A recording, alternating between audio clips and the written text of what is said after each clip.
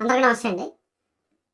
కూటమి ఈ పొత్తు మరో 15 ఏళ్ళు కొనసాగుతుంది అని పవన్ కళ్యాణ్ గారు పదే పదే చెప్తూనే ఉన్నారు. దానికి తగ్గట్టు నారా లోకేష్ గారు, చంద్రబాబు నాయుడు గారు కూడా పదే పదే దాన్ని రిపీట్ చేస్తూనే ఉన్నారు. నారా లోకేష్ గారు అవకాశం ఉన్న ప్రతిసారి పవన్ కళ్యాణ్ గారి గురించి ప్రస్తావిస్తూ పవన్ అన్న అని చెప్తూ పవన్ అన్న ఏం చెప్తే అది పవన్ అన్న మార్గదర్శకాలు పాటిస్తాం, సూచనలు పాటిస్తాం అని చెప్తూ వస్తున్నారు. అంటే పెద్దల మధ్య ఉన్న సహృద్భావ వాతావరణాన్ని, సానుకూలతను క్యాడర్లోకి చొప్పిస్తూనే ఉన్నారు. మేము బాగున్నామురా, మీరు బాగోండి అని దాని అర్థం. ఉదాహరణకు సినీ రంగంలో హీరోలందరూ బాగానే ఉంటారు. వీకెండ్స్లో లేదా 15 డేస్కి ఒకసారో లేదంటే నెలకు ఒకసారో మహేష్ బాబు, జూనియర్ ఎన్టీఆర్, రామ్ చరణ్, ప్రభాస్ ఇలాంటి పెద్ద పెద్ద హీరోలందరూ కలుస్తూనే ఉంటారు. ఖచ్చితంగా కలుస్తూనే ఉంటారు. ఏదో ఒక సందర్భంలో కలుస్తారు, వీకెండ్ పార్టీలు ఉంటాయి, అన్నీ ఉంటాయి.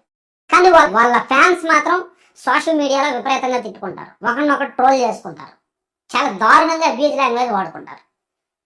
అయితే ఇప్పుడు అంత దారుణంగా లేదు, కానీ క్షేత్రస్థాయిలో టీడీపీ జనసేన క్యాడర్ మధ్య మాత్రం కొంత ఆపరిస్తుంది. మరీ అంత దారుణంగా లేదు, కానీ ఒక 50% ఆపరిస్తుంది. కానీ పై స్థాయిలో చంద్రబాబు గారు, లోకేష్ గారు, పవన్ కళ్యాణ్ గారు చాలా సానుకూలంగా ఉన్నారు. అంతెందుకు, నిన్న హరిహర వీరమల్లు సినిమా రిలీజ్ మొన్న అయింది. ఆ రిలీజ్కి ముందు రోజు చంద్రబాబు గారు ట్వీట్ చేశారు. సాధారణంగా సినిమా వేరు, రాజకీయాలు వేరు, పరిపాలన వేరు. చంద్రబాబు గారు గతంలో ఎప్పుడు కూడా ఏదైనా పెద్ద హీరో సినిమా రిలీజ్ అయితే ట్వీట్ చేశారంటే చేయలా. ఈవెన్ హరిహర వీరమల్లు విషయంలో కూడా ఆయన ట్వీట్ చేయకపోయినా ఎవరో అడగరు. ఎందుకంటే రాజకీయమే, సినిమా అనేది పవన్ కళ్యాణ్ గారి వ్యక్తిగతం. కానీ చంద్రబాబు గారు ట్వీట్ చేశారు. ఆ హోదాలో, సీఎం హోదాలో ఉంటూ కూడా ట్వీట్ చేశారు.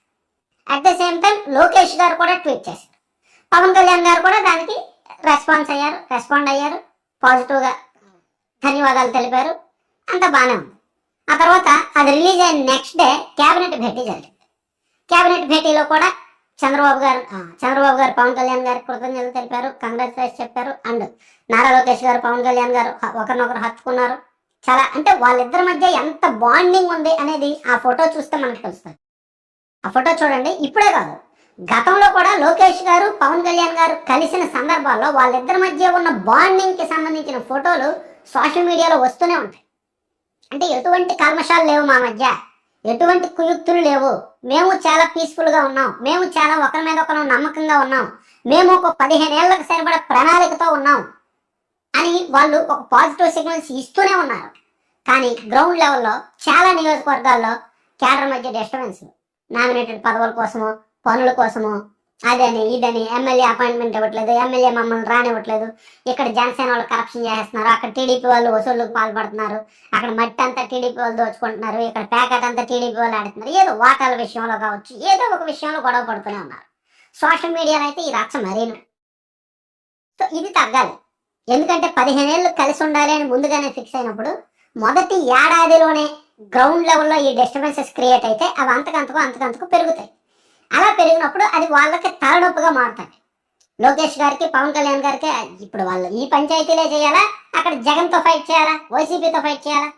వైసీపీకి 11 సీట్లు వచ్చినంత మాత్రాన అదేమి కంప్లీట్గా పోయిన పార్టీ ఏమీ కాదు, మళ్ళీ ఖచ్చితంగా లేస్తారు. వైసీపీకి మళ్ళీ లేచే పవర్ ఉంది. జగన్మోహన్ రెడ్డి గారికి ఆ చరిష్మా ఉంది. వైసీపీకి 40% ఓట్ బ్యాంక్ ఉంది. 11 సీట్లే వచ్చినప్పటికీ ఓట్ బ్యాంక్ 39%, 49% ఉంది. సో ఆటోమేటిక్గా ప్రభుత్వం వ్యతిరేకత ఉంటుంది కాబట్టి 5 ఏళ్ల తర్వాత గాలిలో గెలిచిన సీట్లు చాలా ఉన్నాయి కాబట్టి టీడీపీ కూటమికి ఖచ్చితంగా వైసీపీ ఓట్ బ్యాంక్ కొంత పెరుగుద్ది, కొన్ని సీట్లు పెరుగుతాయి.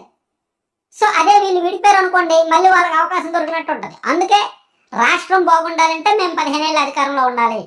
15 ఏళ్ళ అధికారంలో ఉంటే ఒకవైపు రాష్ట్రం బాగుంటుంది, మరోవైపు వైసీపీ అనే పార్టీ కూడా శాశ్వతంగా ఉండదు. అప్పుడు టీడీపీ జనసేన పాలిటిక్స్ చేసుకుంటాయి, టీడీపీ జనసేన బీజేపీనే రాజకీయ ప్రత్యర్థులుగా చేసుకుంటారు.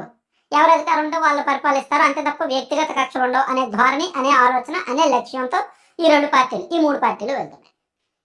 సో క్యాడర్ కూడా అదే సిగ్నల్ ఇవ్వాలనుకుంటున్నారు. అందుకే వాళ్ళు కలిసిన ప్రతిసారి, సందర్భం ఉన్న ప్రతిసారి పాజిటివ్గా అటువంటి సిగ్నల్స్ ఇస్తున్నారు అనమాట. సో నిన్న ఆ ఫోటో చూసిన తర్వాత చాలా మంది టీడీపీ వాళ్ళు, జనసేన వాళ్ళు దాన్ని స్టేటస్లుగా పెట్టుకున్నారు చాలా మంది. Thank you.